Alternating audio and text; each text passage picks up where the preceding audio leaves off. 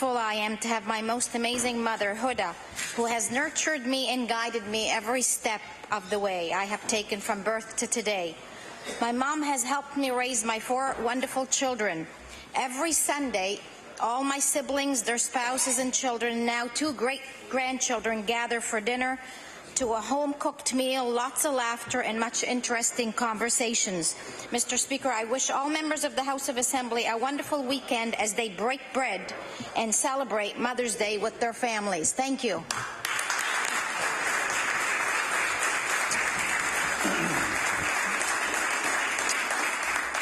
Thank you very much. The time allotted for members' statements has almost expired as we get ready to move on to oral questions put by members to ministers. And with that, we'll throw it over to the Leader of the Official Opposition. Thank you, Mr. Speaker. My question is for the Premier. Mr. Speaker, Sydney has a terminal. They take cruise ships there. They're looking for financial help so they can expand the terminal and have a second cruise ship dock at the same time. That would mean more jobs for Sydney. It would mean more tourists for Cape Breton Island.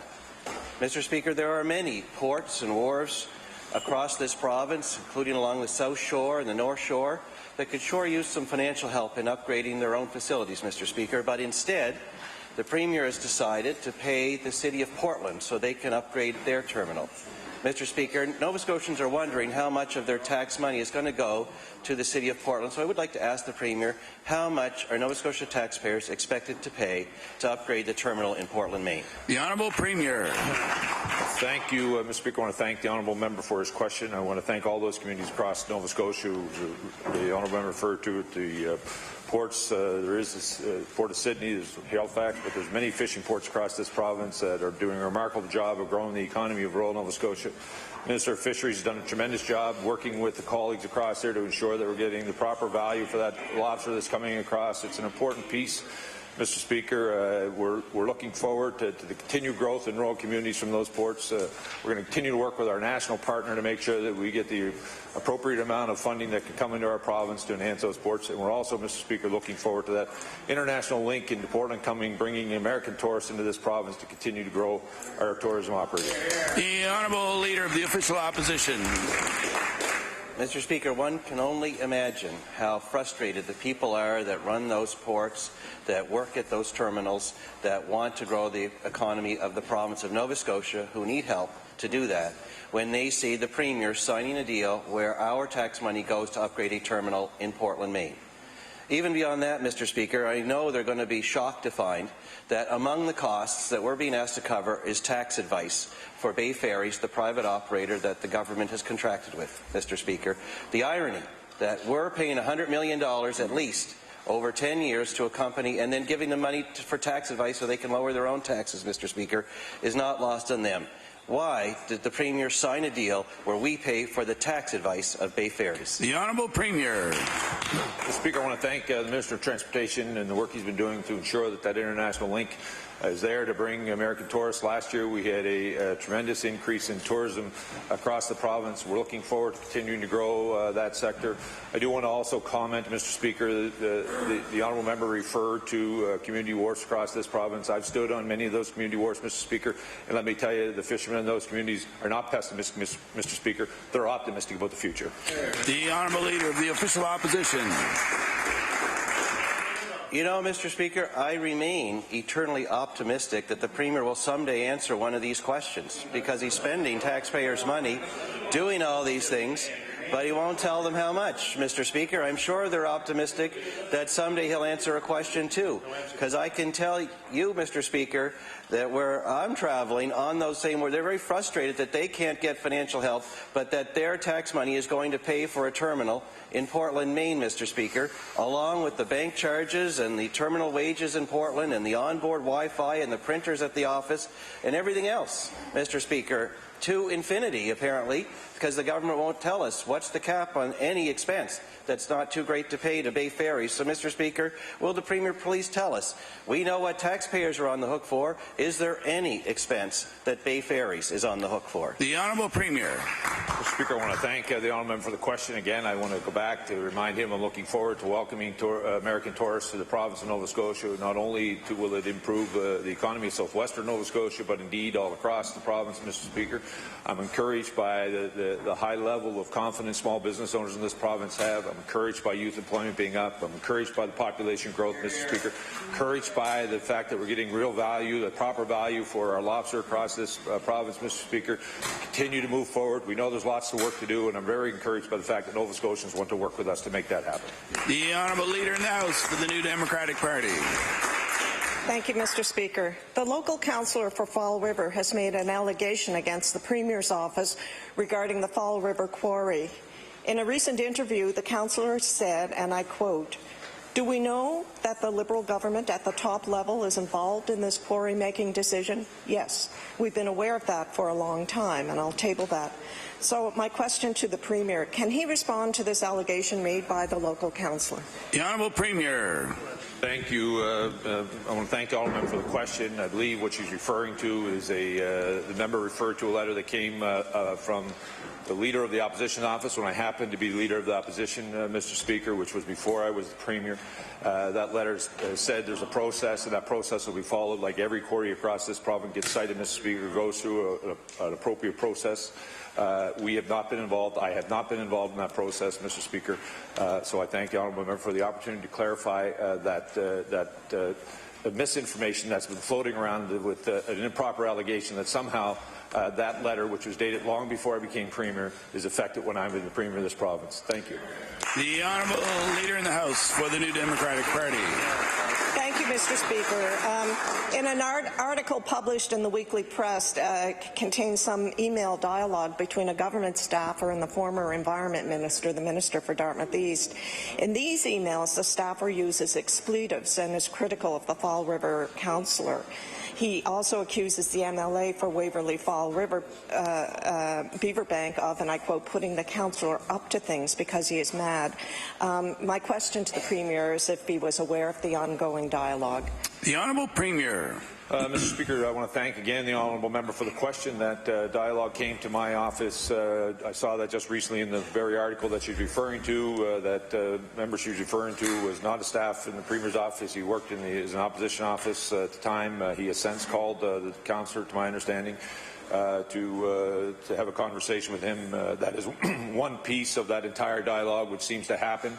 Little bits of conversations get slid out instead of the entire conversation to put context around it.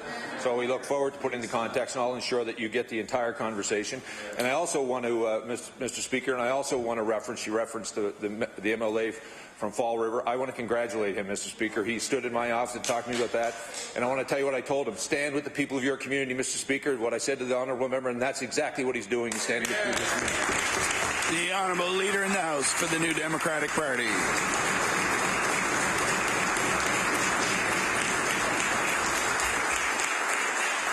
Mr. Speaker, the Fall River Quarry issue has been a sensitive one for local residents.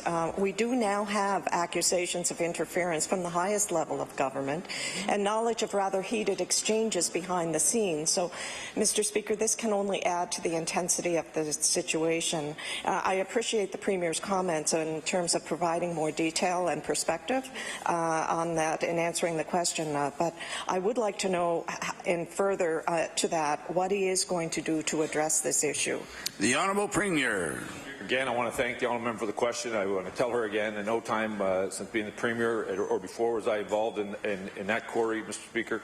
The reality of it is the honourable member who represents that riding has continued to stand by with his community, to continue to make sure that he's representing the community's interests across this province. I'm encouraging him to do so, continuing to encourage him at every step of the way to make sure that the views of his constituents are represented, and he'll make the decision, as he's done, to make sure and continually to represent his constituency in the most honourable way. And I want to congratulate him, and I want to thank him for working with our government, and I want to really congratulate him to do what every member should do, Mr. Speaker, is always stand with the people who elect you and bring you to this House, and that's why he's been standing with those that are opposed to that quarry, Mr. Speaker. There is a process to go through. They will go through that process. The end result will be determined by someone else, not by me. The Honourable Leader of the Official Opposition. Mr. Speaker, recently the Conference Board confirmed what all Nova Scotians know all too well, and that is that we pay among the highest taxes in all of Canada, Mr. Speaker. What Nova Scotians are going to be surprised to see is that the current budget, the current government's budget, contains a hidden tax increase due to bracket creep. This is something the Premier opposed when he was in opposition, but he seems all too happy to reap the benefits of this hidden tax increase now, Mr. Speaker. I'd like to ask the Premier, how much is the hidden tax increase worth in this year's budget due to bracket creep? The Honourable Premier. Mr. Speaker, I want to thank the Honourable Member for the question. I don't know whether he was Chief of Staff when his Premier decoupled that, Mr. Speaker. I'm not sure whether he was there at the time or not, but I do want to, Mr. Speaker, tell all Nova Scotians how proud I am of the hard work they've been doing with this government to bring us back to fiscal stability, Mr. Speaker. Mr. Speaker, we're seeing really positive signs with youth employment being up. Mr. Speaker, we're seeing business confidence up. Mr. Speaker, we're seeing our population grow. As I said yesterday, Mr. Speaker, we have a surplus of $17 million, Mr. Speaker. There's not time to pop the champagne cork. There's lots of hard work to continue to do. We're going to continue to work with the optimistic Nova Scotians who are supporting this government, who are investing their own money to create jobs, Mr. Speaker, so that we can provide the services Nova Scotia wants, and, Mr. Speaker, so we can deal with the unfair taxes that are before our province. But we have to do it in a systematic, sustainable way, Mr. Speaker. The Honourable Leader of the Official Opposition.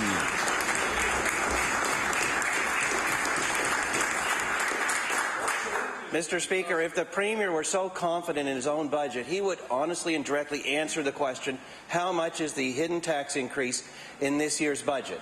But he didn't, something he used to oppose. And the fact of the matter is, Mr. Speaker, we know the amount. It's $22.5 million in income tax increases on the backs of Nova Scotians that the Premier did not tell them in an upfront way, something he used to oppose. Now his entire pretend surplus and more is accounted for by a personal income tax increase on the backs of those very Nova Scotians who are asked to pay for the Yarmouth Ferry and asked to pay for all these other things, Mr. Speaker. Now they have to pay more in taxes too. So why is the Premier banking on $22.5 million in personal income tax increases instead of keeping his promise to do away with bracket creep as he told the people before? The Honourable Premier.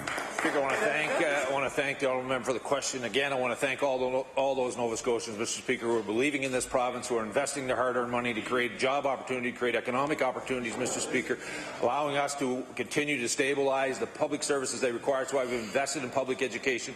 That's why in this budget we're investing in child care to ensure that child care workers get paid the appropriate amount of money, Mr. Speaker, while we deal with the subsidy, working with vulnerable Nova Scotians to ensure, Mr. Speaker, that we are providing them with the things that they deserve. Mr. Speaker, just imagine where this province would be if Nova Scotians had swallowed his idea of cutting $1 billion in taxes, Mr. Speaker. We'd be like Newfoundland, Mr. Speaker. The Honourable House Leader for the New Democratic Party. Thank you, Mr. Speaker. My question is for the Premier.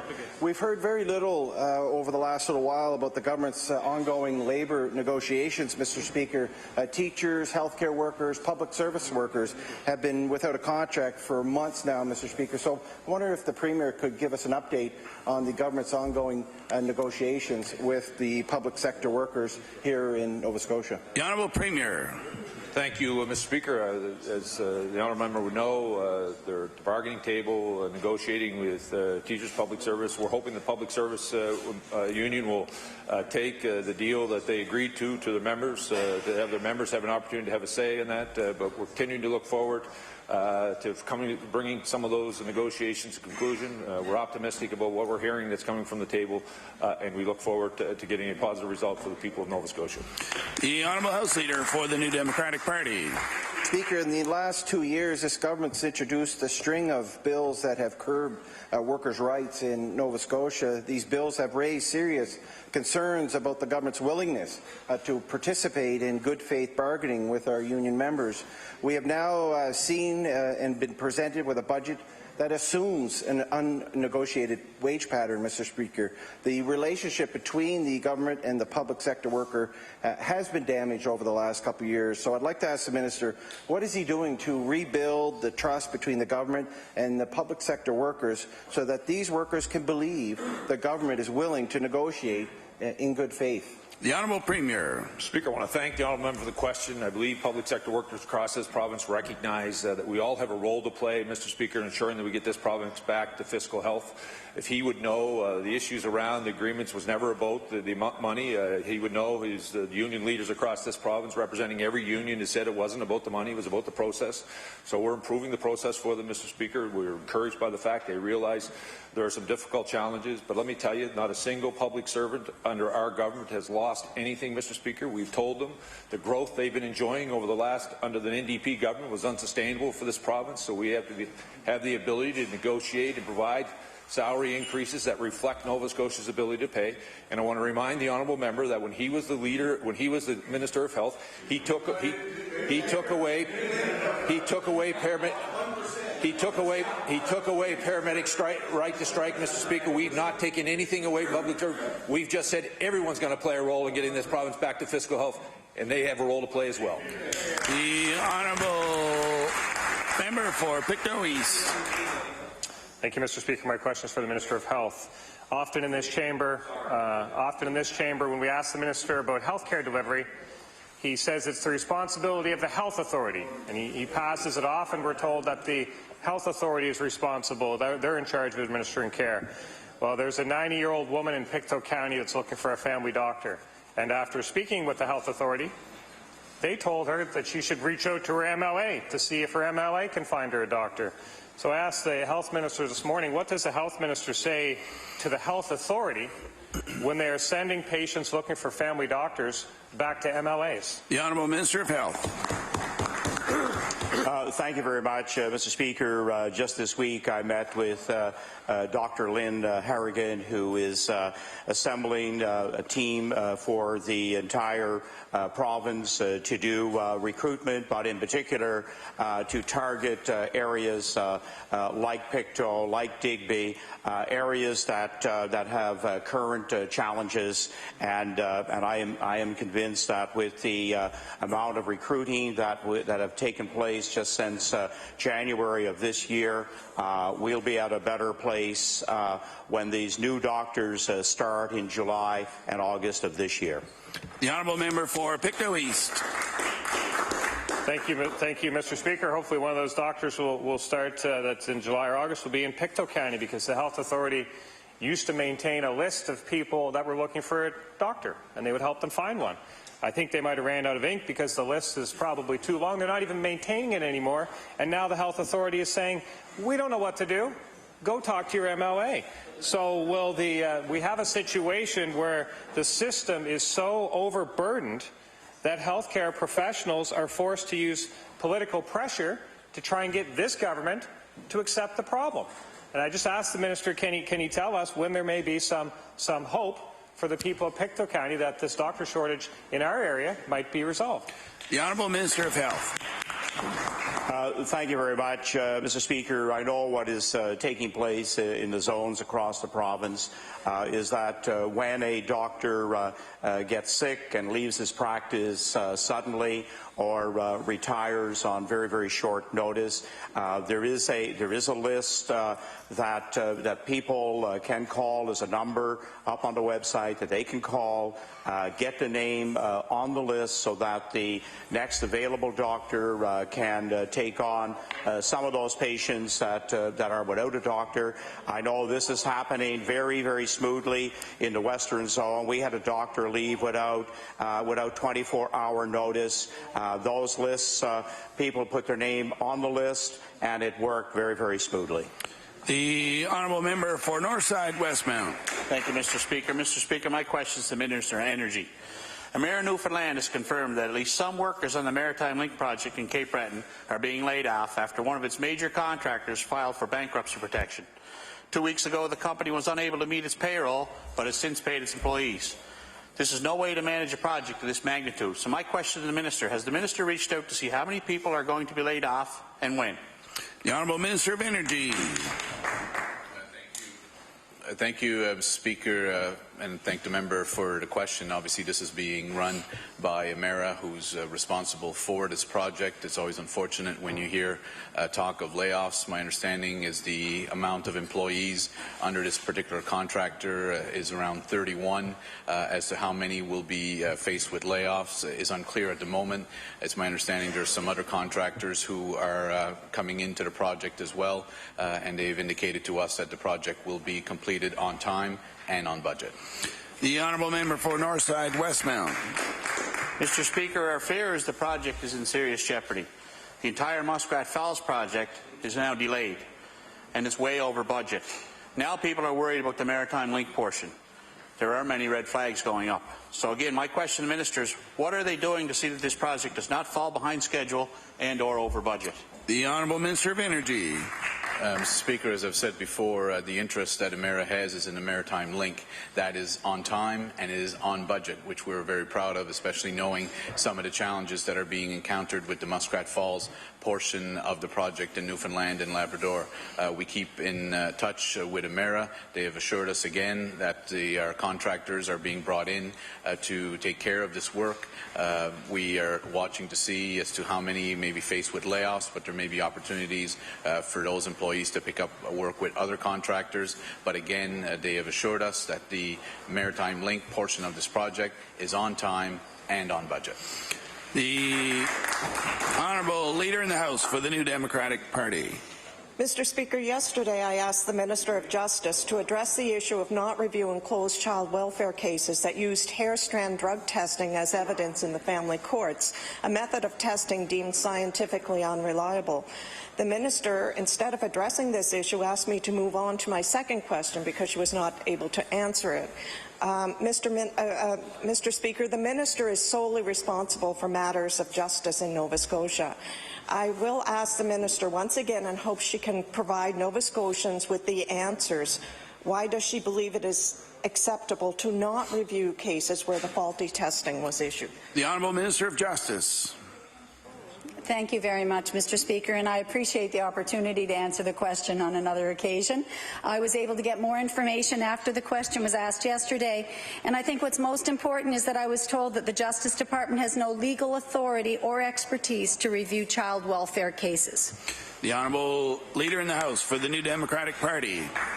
Well, Mr. Speaker, in Ontario, where the same testing was used in the exact same lab used by Nova Scotia, the Ministry of Justice has created a commission led by family law experts to review thousands of cases where faulty and unreliable testing was used. I believe the Minister is abdicating responsibility on this issue, which is an issue of potential injustice to Nova Scotians. Mr. Speaker, I will ask the Minister to commit today to review all court cases where hair strand testing was used in child welfare cases. The Honourable Minister of Justice. Thank you very much. And just to further to my first answer, it's important to know that on a case-by-case basis, we will review those cases if somebody comes forward and asks for that, or if it's ordered by a judge. So, thank you. The Honourable Member for Dartmouth East. Thank you, Mr. Speaker. My question is for the Minister of Immigration. In December 2014, she announced a new immigration stream called Nova Scotia Demand Express Entry, and I'll table that. And it targeted needed skills in the province but avoided some of the hurdles that existed in other streams. Despite a number of press releases since, about other new streams in the immigration web. The website now says that this is not accepting applications anymore. When was the decision made to close this program, and when will it be reopened? The Honourable Minister of Immigration. Thank you very much, Mr. Speaker, and I really want to thank the member opposite for asking the very first immigration question in this period, because I really do believe that immigration is a great priority for our province and indeed in this country. So very much I appreciate that. It also gives me the opportunity to thank very much all these volunteers and wonderful people in Nova Scotia that have supported all the refugee effort that we've been doing. And the staff at the Office of Immigration and all our settlement partners who've been working very hard on this. So in terms of immigration, I would be happy to answer that. I'll let you ask me the second question. Go ahead. Yeah, the Honourable Member for Dartmouth East. You know,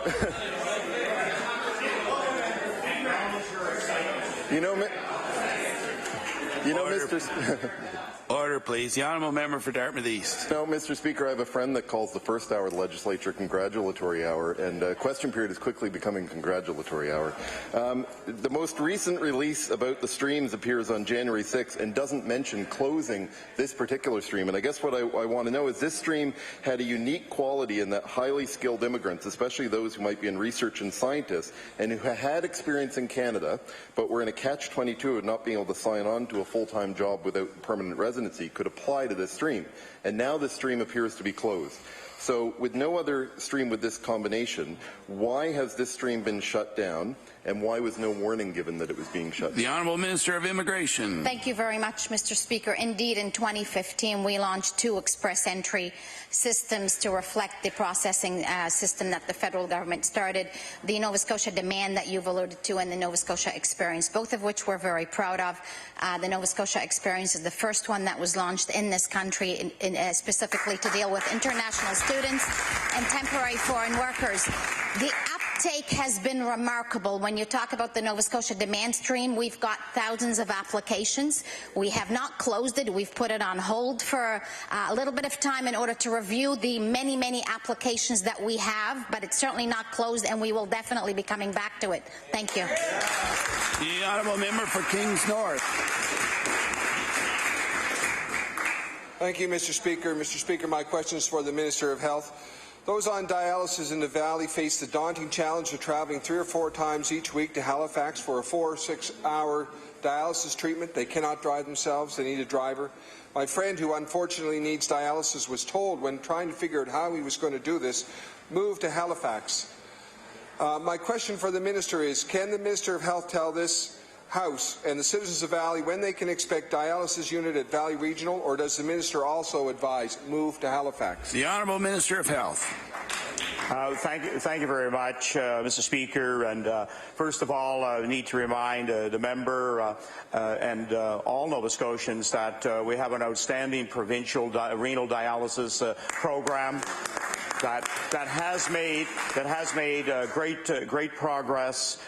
Recently, the Premier and I met with the provincial renal dialysis program to look at what should be our next move, both in terms of major sites involving Kentville, Bridgewater, but more in particular some possible satellite locations. The honourable member for Kings North. Thank the Minister for that answer. This government committed to dialysis in the Valley is in a December 2013 press release, which I'll read. It says, patients in Halifax, Kentville, Bridgewater and Dartmouth will have better access to dialysis treatment with a $5 million investment in 2014-2015. I'll table that. The current capital plan, and I hesitate to table your own capital plan, but I will, the current capital plan calls for a dialysis unit Valley Regional Hospital under Buildings Other on page 6.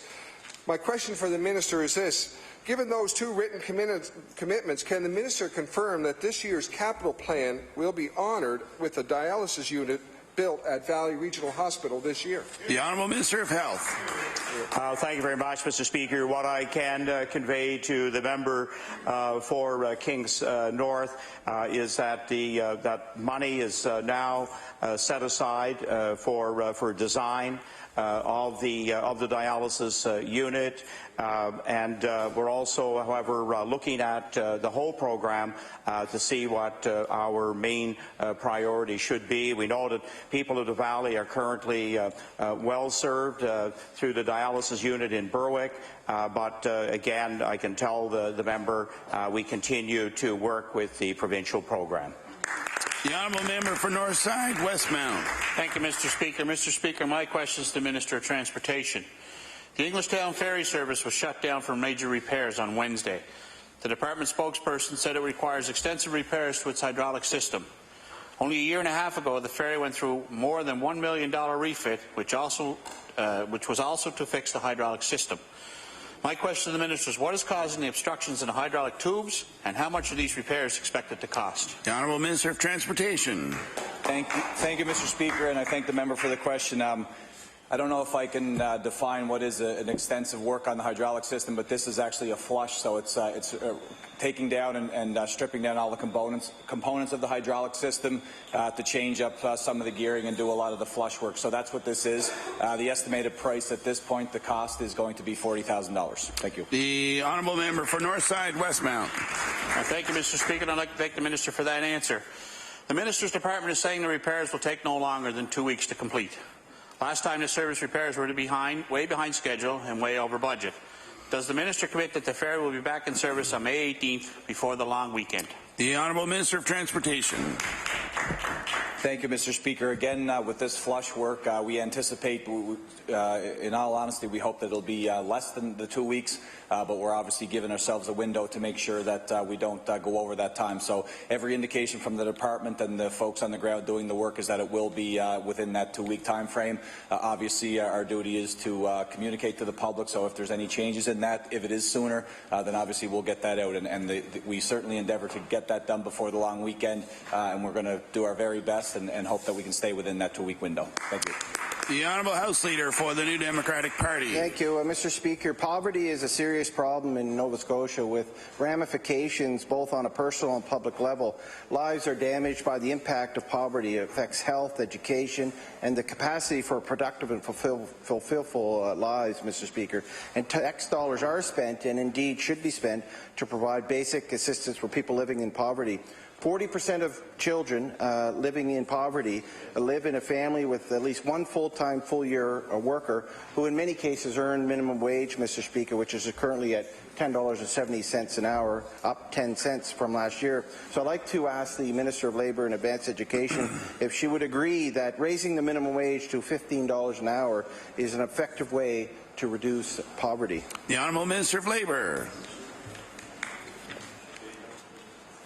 I'd like to thank the honourable member for the question and point out to him that the current format for changing the minimum wage is with the Minimum Wage Review Committee, which sits annually. This is a process that was set up under the NDP government. There were a number of fairly rapid increases in the minimum wage during that time, and one of the things I did hear at that time was some small business owners found it very difficult to meet that big change quickly, and in fact ended up not hiring people at that time because of the rapid increase. So any change in the minimum wage, of course, has to balance both of those concerns. Thank you. The Honourable House Leader for the New Democratic Party. Mr. Speaker, I'm glad to be part of a government that brought in that committee. Prior to that, Liberal and Conservative governments raised the minimum wage right before an election. So it's great to see that committee working. But, Mr. Speaker, it doesn't address the issues. The minister claimed in a previous question that employment could drop under increase in minimum wage. In fact, Mr. Speaker, in 2014, a report states that stimulating purchasing power is the most important way to support job creation, and that increasing minimum wage has no effect on the employment. So I'd like to ask the minister, does the minister agree that raising the minimum wage will bring a badly needed boost to the economy of Nova Scotia? The Honourable Minister of Labour. I'd like to thank the honourable member for that question, and perhaps he could let us know what report that came from. But also, I would point out that while there is increased buying power when minimum wage goes up, it also has an effect on the wages above minimum wage, Mr. Speaker. So anytime you increase the minimum wage, you often see a multiplier effect on positions that are above minimum wage. So anything like that would have to be taken into account. I would point out that the Minimum Wage Review Committee meets annually and is made up of equal numbers of members from employer and employees, so that all those are taken into consideration when those rates are set. Thank you. The honourable member for Pictou Centre. Thank you, Mr. Speaker. Mr. Speaker, my question is for the Minister of Energy. Mr. Speaker, last month the government announced changes to the Port Tupper site, that the facility is no longer required to be must-run. The question to the Minister, can the Minister update the House on what capacity he expects the biomass facility to be operating at in 2017?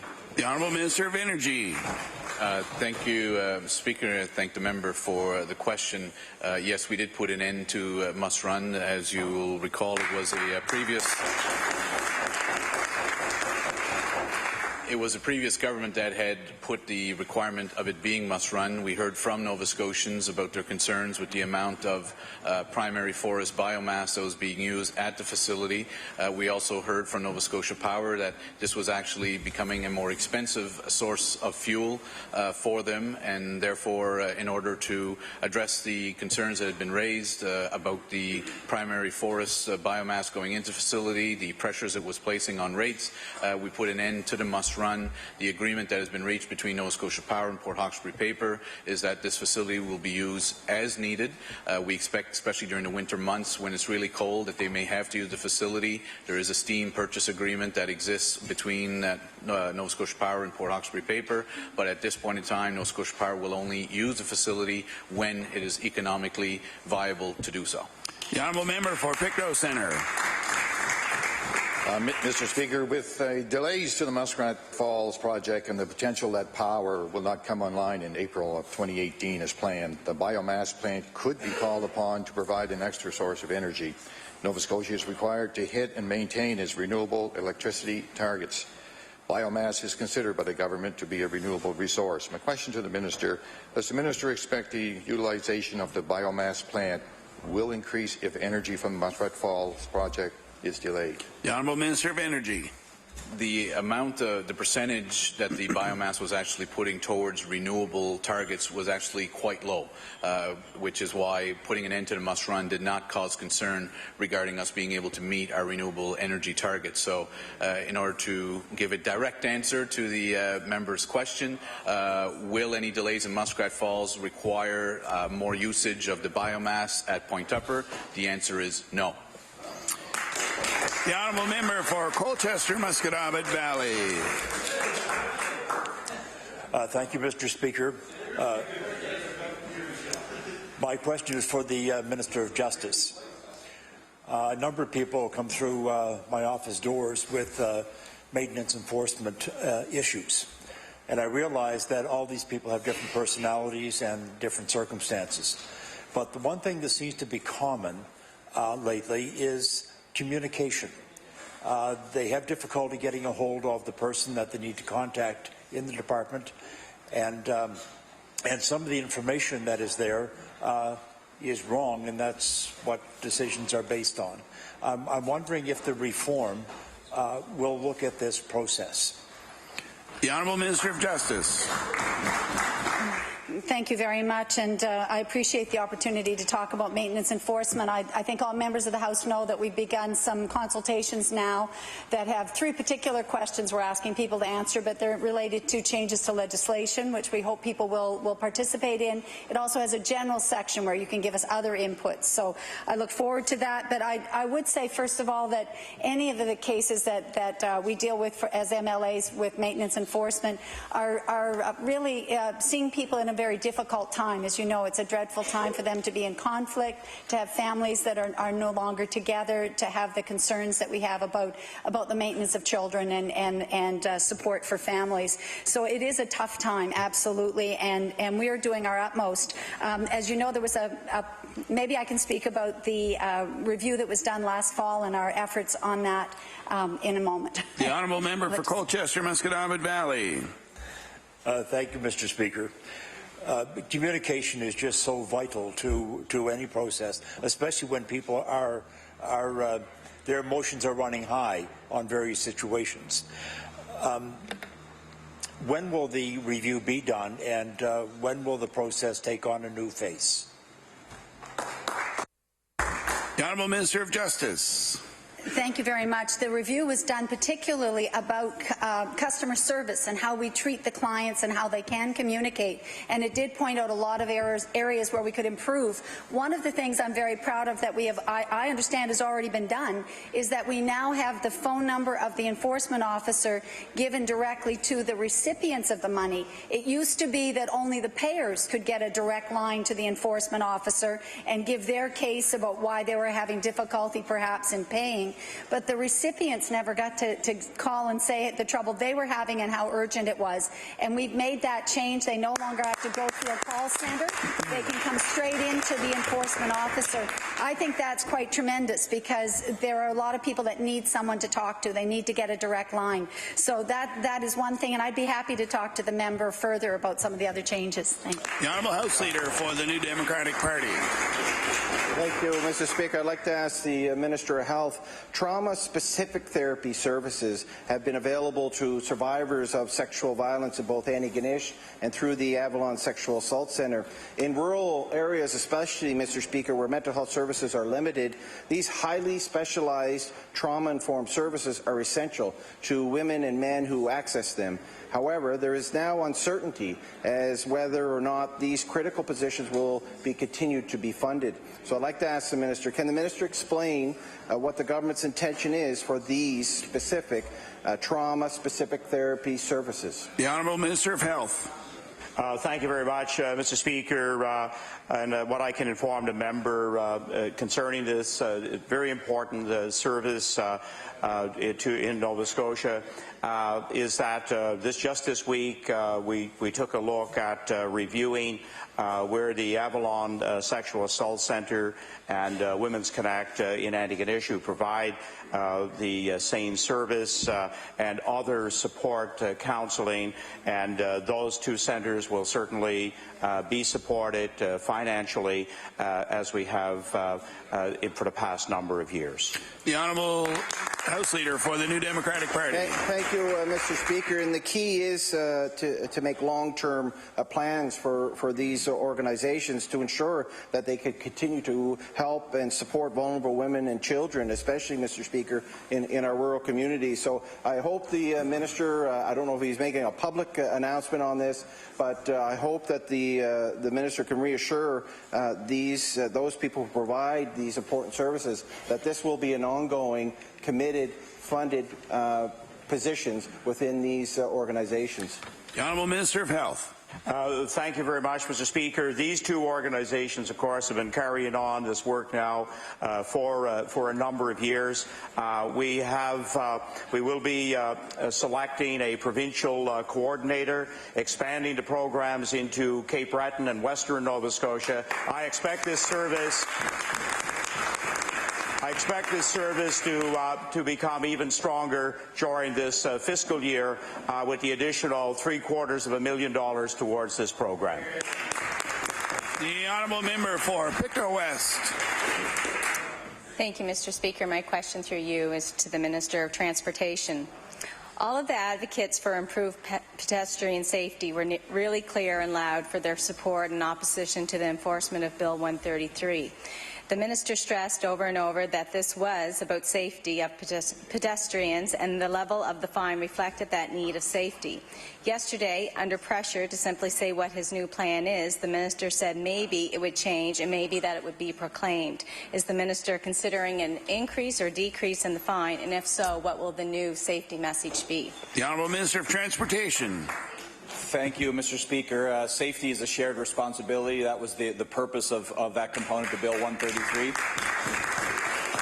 One of the things that I think it's reasonable and fair to listen to the advocates, the people who were expressing their opinion on Bill 133. And one of the things that became clear, and I think the member opposite may have alluded to it at that point, was the fact that there was some discrepancies or some issue with how you compare fines. So comparatively impaired driving, distracted driving, vis-a-vis these pedestrian fines. So what we discussed at that point and where we were yesterday was when we launched our road safety strategy, the very comprehensive road safety strategy for the province in June, we would look at a complete review of all those fines. So clearly pedestrian fines would be part of that. That was the commitment yesterday. That's what I said. But at the end of the day, this is all about road safety, pedestrian safety, and keeping Nova Scotians safe. Thank you.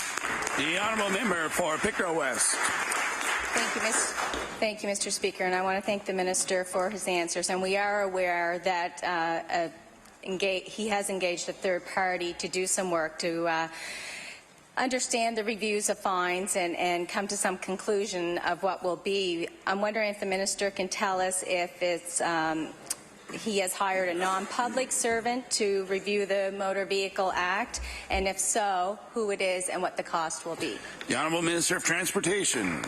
Thank you, Mr. Speaker. We don't have any of that decided at this point. We haven't embarked on that particular piece yet. When we're looking at the road safety strategy and what's going to really be the template for the province for the next decade, what we're looking at is a full-scale review virtually of everything. The Motor Vehicle Act is very cumbersome, it's very antiquated, and there's a lot of things that we have to look at and deal with. So as part of that process, when we talked about third-party and outside contracts, it would be to look at clearly a jurisdictional scan, see what other provinces are doing well, that we could adapt here to the province of Nova Scotia, and just looking at ways to make it better. I know that there's differing opinions on how we should do it and what we should do, but at the end of the day, we want to keep people safe. That's the #1 priority for our department, and of course, it's a key for our government. So we're going to bring in all voices, get as much feedback as we can through professional services and, of course, through public advocates. And at the end of the day, I think we'll land in a spot that we can all support. Thank you. The honourable member for Pictou East. Thank you, Mr. Speaker. My question is also for the Minister of Transportation. I'd just like to follow up on that. So we know Bill 33 has yet to be proclaimed, and like other high-profile government bills, it just continues to languish, and now, after it's passed, there will be consultation. So I'd like to ask the Minister if he can shed some light on how did this much-heralded bill make it through every stage of this House without the necessary consultation to begin with? The Honourable Minister of Transportation. Mr. Speaker, Bill 133 was very comprehensive. It dealt with a number of different aspects of road safety. There's a lot of work to do. I know the member knows this. He has got a good feel for basically everything. But look, as we go through the proclamation process, we identify each component and how we get it to the finish line. So what was released this week was the first component of Bill 133, which was information on collision data. So what we did with supervisory drivers vis-a-vis impaired driving will be part of the other processes that we go through for proclamation, and of course we'll get to that point for pedestrian fines. So all of those align with that road safety strategy in June, and that would be the perfect timing to launch a review on all the fines for the province here in Nova Scotia. The honourable member for Pictou East. Thank you, Mr. Speaker. And yes, I do try to keep my finger on the pulse on a number of issues, but with great power comes great responsibility. And the Bill 133 follows a pattern that we see this government introduce multiple amendments of the same act. Piecemeal legislation coming through, and we've seen multiple iterations of the Motor Vehicle Act come through bills, the HRM Charter, multiple bills, Municipal Governments Act, multiple bills, Health Authority, multiple bills. It's a pattern that we see, and now also we see that with this bill here. So I'd just like to ask the Minister again, why doesn't this government do these comprehensive reviews before they bring piecemeal legislation before the House? The Honourable Minister of Transportation. Thank you, Mr. Speaker. With respect to this bill and respect to the question, look, the member can make this about our government and make this about a political partisan attack about how we do things, but at the end of the day, this is about road safety for us. The suggestion and the advice we had with respect to pedestrian fines was that we would make it a consistent level. That's where the level that was in Bill 133 was established. But again, talking to stakeholders, going through this process, and looking at the advice and the feedback from the public that said, why don't you take a look at the bigger picture of all fines collectively? So while we're completely revamping the Motor Vehicle Act, while we're looking at a complete roadmap for road safety, this would be the ideal time to look at those things as a whole, as they relate to each other. That's exactly what we're doing. And again, Mr. Speaker, this isn't politics, this isn't partisanship, this is keeping the people of this great province safe. Thank you. The honourable member for Truro, Bible Hill, Millbrook, Salmon River. Mr. Speaker, I'd like to repeat a question to the Minister of Environment today and hope that I can get a response this time. When it comes to environmental policy, many Nova Scotians feel that meaningful citizen engagement is compromised by lack of access to information. So I ask the Minister, what's her department doing to ensure that the government keeps its promise to be the most open and transparent province in Canada? The Honourable Minister of the Environment. Thank you, Mr. Speaker. I'd like to thank the member opposite for repeating that question, so I have the opportunity to respond, because in fact we are the most open and transparent.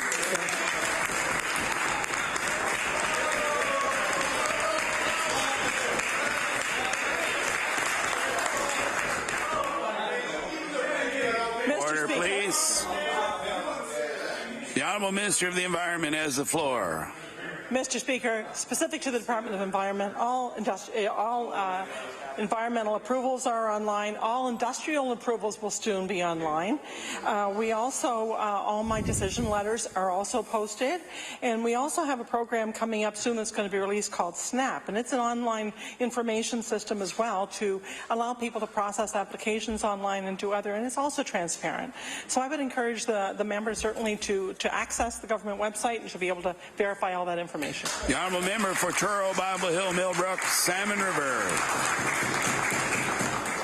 Thank you, Mr. Speaker. And it's always nice to see the government patting themselves on the back and clapping for themselves. But, you know, there's a lot of local citizens in Nova Scotia who feel that they're not so transparent, especially around the northern pulp in Pictou County and also in the Alton Gas area, where they're very upset with this government about what's been going on. For local citizens, in fact, meaningful engagement is very important. And in Ontario, there's an environmental commissioner who's an independent officer of the legislature who works to ensure that citizens have access to fair, balanced and accurate information. So my question for the minister is, does she think that perhaps having an environmental commissioner here in Nova Scotia could help improve citizens' access to fair and accurate information? The Honourable Minister of the Environment. Yes, thank you, Mr. Speaker. The honourable member has mentioned a few things that certainly I can't discuss. The Alton Gas situation certainly I can't talk about. There is now an appeal before the Supreme Court of Canada. So as she would well know that I can't talk about that at all. But also I would encourage any members of Order, please. Time allotted for oral questions put by members to ministers has expired. Just before we go to government business, I'll recognize the Honourable Member for Waverley Fall River Beaverbank on an introduction. Thank you, Mr. Speaker. I beg to make an introduction of the East Galway class of grade 11s and 12 students of Lockview High School and their leaders, Colin McEachran and Nancy Bianca. Would you appreciate rise?